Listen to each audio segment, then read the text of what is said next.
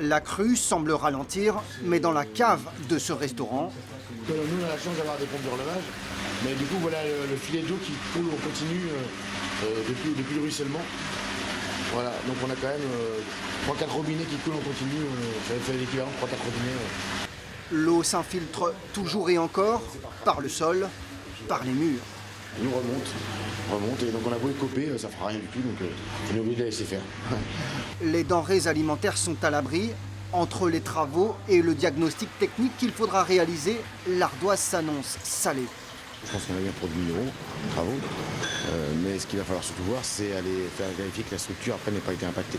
Nous, on va faire une déclaration de sinistre et on va demander à ce que ça soit reconnu comme catastrophe naturelle, dans quel cas on peut avoir des aides complémentaires ou en tout cas des aides peut-être plus rapides et vous débloquer pour pouvoir justement agir pour les travaux. C'est ça le plus délicat pour nous. À 1 heure de là, Crécy-la-Chapelle et ses commerces sinistrés. Boulangers, restaurants, cabinets médicaux, chacun a tenté de s'armer contre la crue, mais pas une seule enseigne n'y a échappé. Après 48 heures les pieds dans l'eau, les commerçants appellent à l'aide. Vous avez 70 cm dans les commerces. Aujourd'hui, nous sommes dans une catastrophe naturelle et une catastrophe économique pour Crécy-la-Chapelle. Combien de jours seront nécessaires avant de tourner la page? Il est trop tôt pour le dire, en tout cas, des centaines de commerces devront repartir à zéro.